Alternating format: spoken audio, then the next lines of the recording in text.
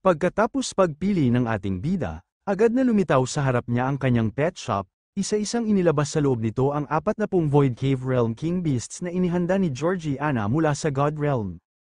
Habang pinagmamasdan ang mga ito, napansin niyang tuluyang nawala ng lakas ng loob ang mga halimaw, para bang nawala ang kanilang pagnanais na lumaban at naging sobrang sunod-sunuran ng mga ito. Dahil dito, napagtanto ng ating bida na kahit murang beast capturing ay sapat na para mahuli ang mga ito nang walang kahirap-hirap. Kasabay nito, ipinahayag ng system na matagumpay na natapos ni Georgiana ang kanyang gawain at bilang gantimpala ay nakatanggap siya ng 40 employee points. Pagkatapos nito, ipinaalam ng system na handa na ang mga alagang inihanda para sa susunod na hakbang. Nang mabasa ito ng bida, agad niyang naisip na panahon na para tawagin ang mga customer at ipaalam na maaari na nilang kunin o makita ang kanilang mga alaga. Kinontak ng ating bida si Elderly sa pamamagitan ng communication device, agad na nag-alala si Elderly at inakalang may bagong salakay ng mga halimaw sa lugar ng bida.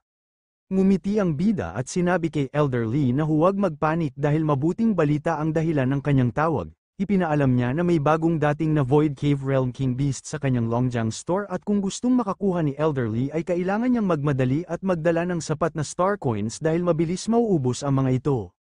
Nang marinig yun, nakahinga ng maluwag si Elderly at sinabing mabuti na lamang at hindi emerhensya. Ikinwento niya na sunod-sunod ang pag-atake ng Beast Tides at sa bawat alon ay may lumilitaw na mga King Beast kaya halos hindi na makayanan ng depensa ng kanilang lungsod ang bigat ng mga labanan. Dahil dito, sinabi ni Elderly na kung makakakuha sila kahit ilang Void Cave Realm King Beasts lamang ay malaking tulong yun sa pagtatanggol ng lungsod at maaaring magsalba ng maraming buhay. Sa huli, nagpasya siyang agad na ipunin ang pondo at ihanda ang lahat para makabili sa tindahan ng bida sa lalong madaling panahon. Makalipas ang ilang sandali, dumating si Elderly sa pet shop ni Spring. Pagpasok pa lamang niya ay ramdam na niya ang malakas na presensya at enerhiya sa loob ng tindahan kaya agad niyang napagtanto na may mga nilalang na nasa antas ng legend rank. Sa loob ng shop ay nagtipon ng maraming tao at lahat ay nagkukumahog na makabili ng battle pets, lalo pang napatunayan kay Elderly kung gaano kasikat at kaayos ang negosyo ng sariling itinatag ni Spring dahil mabilis na dinudumog ang kanyang tindahan. Habang pinagmamasdan ni Elderly ang paligid, nakita nito ang isang tao. Nilapitan ni Elderly si Captain Ye at nagtanong kung bakit naroon ito. Nagulat din si Captain Ye nang makita si Elderly at tinanong kung dumating din siya sa pet shop. Ipinaliwanag ni Captain Ye na matapos masira ang 10-direction Lock ng Heaven Array ay nagkahiwa-hiwalay ang kanilang grupo at sinalubong sila ng walang katapusang alon ng mga halimaw sa labas.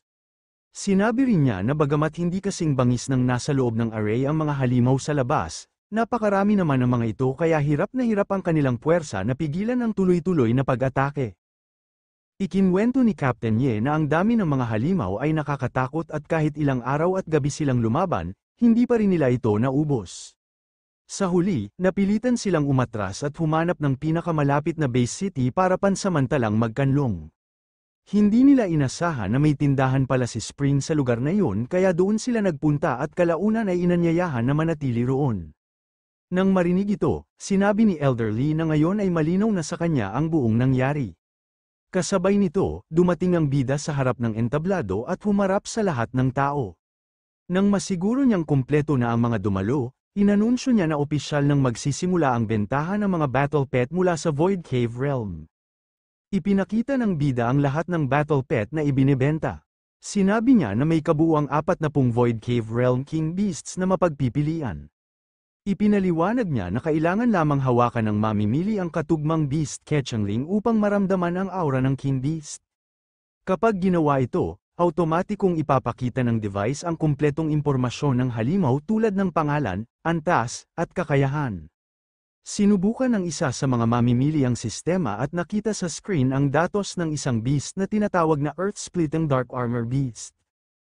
Biglang lumitaw ang isang napakalaking dragon sa harap ng lahat. Agad naramdaman ng mga tao ang napakalakas na aura nito at halos hindi sila makagalaw sa bigat ng presyon na ibinubuga ng halimaw kahit projection lamang ito. Nagtaka sila at sinabi nilang tiyak na ito ay isang Void Cave Realm King Beast, dahil kahit larawan lang ay parang dudurog pa rin sila sa lakas ng kapangyarihan nito. Kinumpirma ng bida na tama ang hula nila. Sinabi niya na kung sino man ang may gusto sa alinmang beast, Maaari na itong bayaran at agad na ipapadala. Ngunit ipinaalala niya na kailangan munang umabot sa unang antas ng Legend Rank o Ocean Realm upang makapag-utangin o makontrol ang isang Void Cave Realm King Beast. Para sa ikalawang antas ng Legend Rank ay saka pa lamang tuluyang kayang pasunurin ang naturang halimaw.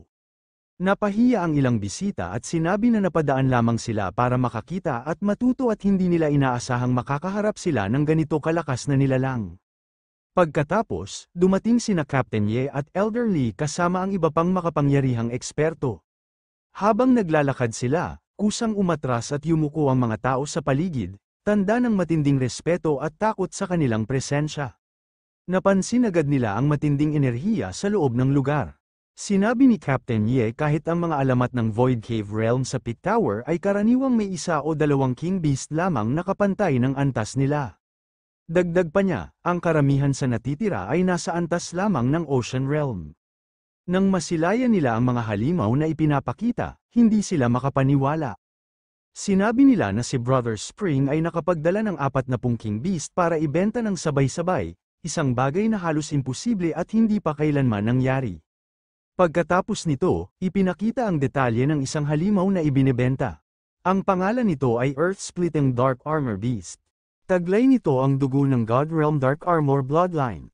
Ang ranggo nito ay nasa maagang antas ng Void Cave Realm. Ang mga kakayahan nito ay Dark Armored Charge, Earth-Splitting Claw, at Rock Barrier. Nang makita ito, nagulat ng husto ang mga eksperto. Sinabi ng kalbo na God Realm ang bloodline ng halimaw, isang bagay na halos hindi pa nila naririnig. Dagdag pa niya, kahit hindi niya ito kilala, ramdam niyang ilang ulit na mas malakas ang aura ng halimaw kaysa sa ordinaryong King Beast. Hindi niya maisip kung gaano ito magiging bangis kapag aktwal na sa labanan na. Ipinakita ang susunod na halimaw na ibinibenta. Ito ang Blazing Lion King. May taglay itong God Bloodline at ang ranggo nito ay nasa pinakaitaas ng Void Cave Realm. Ang mga kakayahan nito ay Divine Splitting Claw at Heavenly Burning Divine Flame. Mas lalo silang namangha nang mapagtanto na ito ay nasa Peak Void Cave Realm. Agad na nagpahayag ng interes si Captain Ye at sinabi niyang gusto niya ang halimaw at tinanong kung magkano ang presyo nito. Nagulat ang ating bida dahil masyado siyang nagmadaling pumili.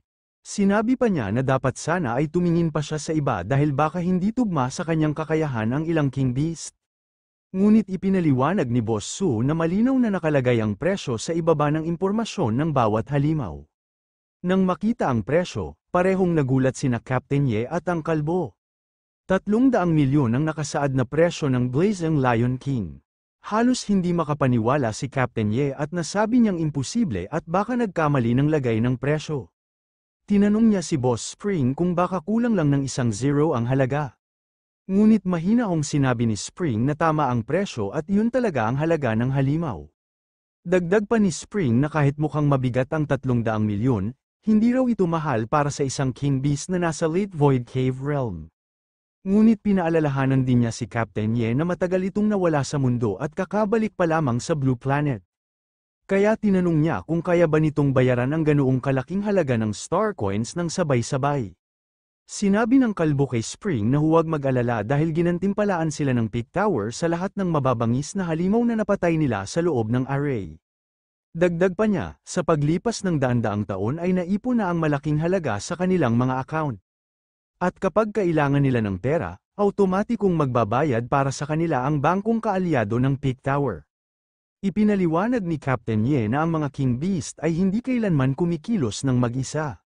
Upang mahuli kahit isang ordinaryong King Beast sa Ocean Realm, kailangang magpadala ng hindi bababa sa 3 eksperto na nasa Ocean Realm Legend Rank, kasama ang kanilang mga battle pet na kapantay ng ranggo. Dagdag pa niya, bukod sa lakas tao, kailangan din ng maraming Legend Rank secret treasures at dekalidad na combat equipment. Dahil dito, ang karaniwang gasto sa isang operasyon para makahuli ng King Beast ay hindi bababa sa 300 milyon. Ngunit ang halimaw na nasa harap nila ngayon ay hindi lamang nasa Void Cave Realm, taglay pa nito ang isang bihira at makapangyarihang bloodline. Ayon kay Captain Ye, sa totoong halaga, halos ibinibigay na ito ng libre sa presyong yun. Pagkatapos nito, diretsahang sinabi ni Captain Ye kay Spring na sinadya niyang ibaba ang presyo. Tinanong niya kung ang layunin nito ay upang magamit ang mga King Beast laban sa paparating na Beast Tide. Tahimik na sumang-ayon si Spring, ipinaliwanag niya na ang Beast Tide na dulot ng 10-direction Locking Heaven Array ay unti-unti nang aabot sa kanila. Sinabi rin niya na mas mabuti kung mapalakas kahit kaunti ang lakas panlaban ng lahat upang mas maharap nila ang pagsalakay ng mga halimaw. Mariing sinabi ni Captain Ye kay Spring na makakaasa siya sa kanila. Nangako siya na ipagtatanggol nila Aste sa huli ang natitirang teritoryo ng sangkatauhan at hinding-hindi nila sasayangin ang kabutihang ipinakita ni Boss Su. Pagkatapos ay agad niyang inutusan ang lahat na pumili na ng kani-kanilang battle pet. Sinabi niya na yun mismo ang dahilan kung bakit sila nagpunta roon. Kaagad namang nagsimulang pumili ang mga kasama niya. Ang isa ay agad nag-angkin sa Thunderfang Beast. Ang isa naman ay nagbabala sa iba na huwag makipag-agawan sa kanya dahil matagal na niyang minamarkahan ang Frost Soul Fox. Makalipas ang ilang sandali, ipinakita ng system na 32 King Beast na ang nabenta at 8 na lamang ang natitira. Napatingin si Spring at sinabi sa sarili na kaunti na lang ang natitira. Lumapit si Elder Lee at ipinaalala kay Spring na bagamat kaya nilang kontrolin ang mga halimaw sa antas ng Void Cave Realm, may hangganan pa rin ang kakayahan ng tao. Ipinaliwanag niya na ang bawat tao ay maaari lamang magkontrata ng 4 o 5. Kapag sumobra pa roon, malaki ang posibilidad na mawalan sila ng kontrol na maaaring humantong sa mas matitinding pinsala. Tahimik na sumang-ayon si Spring at sinabi na alam niya yon. Kasabay nito, tinawag ni Uncle Chin ang ating bida. Nagtipon ng malalakas at kilalang personalidad mula sa iba't ibang organisasyon at pamilya upang makibahagi rin sa pagbili ng mga halimaw. Kabilang sa mga naroon ang pinuno ng pamilyang Zhou, ang ulo ng pamilyang Tang, ang pinuno ng pamilyang Qin, at ang dating leader ng samahan ng Starry Sky. Iisa ang kanilang pananaw na kahit hindi pa nila kayang kontrolin ang mga halimaw sa ngayon, darating ang panahon na maaabot nila ang mas mataas na antas ng lakas, itinuturing nila itong paghahanda para sa pag-abot sa antas ng legend. Dahil dito, hindi na nag-atubili si Spring, ginamit niya ang kakayahan niyang Star Power Retrieval at pinakawalan ng enerhiya mula sa mga nabiling Beast Egg. Nagulat si Tang Rylan nang makita ang hawak ng bida at agad niya itong tinanong kung anong uri ng kayamanan ang dalawang kumikislap na bagay sa kamay nito. Maingat na ipinaliwanag ng ating bida na ang dalawang yun ay mga Divine Fruit. Sinabi niya na ang mga Divine Fruit na yun ay napakabihira at napakahalaga dahil kaya nitong direktang itaas ang dalawang may titulong eksperto hanggang sa antas ng legend. Nang marinig ng lahat na kayang magpataas ng antas ang Divine Fruits hanggang legend rank, biglang uminit ang kanilang dugo sa pananabik. Ipinaliwanag ng bida na may kapalit ang paggamit ng Divine Fruit para umabot sa antas ng legend. Sinabi niya na ang kapalit nito ay ang tuluyang pagsakripisyo sa magiging kinabukasan ng lakas ng isang tao. Sa oras na kainin ng Divine Fruit, ang cultivation ng gagamit nito ay hindi na muling uusad at mananatili na lamang sa antas ng Ocean Realm. Nang marinig ito, hindi mapigilan ng lahat ang magulat. Biglang nanlamig ang atmosfera at napaisip ang bawat isa sa mabigat na kapalit ng mabilis na pag-angat ng lakas. Ipinaliwanag pa ng bida na napakalaking pagkakataon ng Divine Fruit dahil maaari nitong iangat ang isang tao diretso sa antas ng legend. Tinukso niya ang lahat at sinabing kung tutuusin, maaari sana niyang ipabigay ito sa pinakamataas na mag-aalok ng kapalit. Ngunit agad na nagsalita si Uncle Chin, sinabi nito na naramdaman na niya ang threshold ng breakthrough at kung magsusumikap pa siya ng ilang taon, kaya naman niyang maabot ang legend rank sa sarili niyang lakas. Idinagdag pa niya na ayaw niyang ipusta ang hinaharap gamit ang Divine Fruit, dahil nais pa niyang subukan ang sarili niyang kakayahan at tumbukin ang kisame ng Starry Sky Realm. Ayon din kay Tang Rylan, kung titigil siya ngayon at gagamit ng shortcut, magiging isang malaking panghihinayang iyon sa buong buhay niya. Tumango din ang dalawang matatanda at sabay na nagpahayag na ganoon din ang kanilang desisyon. Tahimik na nakatingin ang ating bida sa kanila habang hawak ang dalawang Divine Fruit, halatang inis ngunit hindi nagsasalita. Maya-maya, bigla niyang iniabot sa kanila ang mga prutas. Laking gulat ng dalawang matatanda nang isubo mismo ng bida ang tig-iisang Divine Fruit sa kanilang mga bibig. Wala man lang silang nagawang tumanggi at agad nilang nalunok ang mga yon. Biglang lumitaw ang isang malakas at misteryosong enerhiya sa kanilang mga katawan. Nagsimulang manginig ang kanilang mga laman at mabilis na dumaloy ang napakalakas na aura sa paligid. Nararamdaman ng isa sa kanila na hindi na niya mapigilan ang umaapaw na kapangyarihan sa loob niya. Sa isang iglap, napunit ang kanilang mga kasuutan at nagbago ang kanilang anyo. Ang dating mahihinang matatanda ay naging mga nilalang na nag-uumapaw sa lakas at enerhiya. Ang dating hangganan ng kanilang lakas ay tuluyan ng nabasag. Namangha ang mga taong nakasaksi sa eksena, hindi sila makapaniwala sa kanilang nakita dahil sa isang iglap, diretsyong nakalusot ang dalawang matanda sa antas ng legend rank. Napabulalas sila na tunay ngang napakamakapangyarihan ng Divine Fruit. Sinabi ni Elder Lee kay Captain Ye na tunay ngang napakaraming kayamanan ni Brother Spring. Naalala nila ang lahat ng hirap at panganib na dinaanan nila noon, ang mga laban sa pagitan ng buhay at kamatayan na kinailangan nilang malampasan para lang umangat sa kapangyarihan. Ngunit ngayon, isang divine fruit lang ang naging daan para agad na malagpasan ang napakalaking hadlang.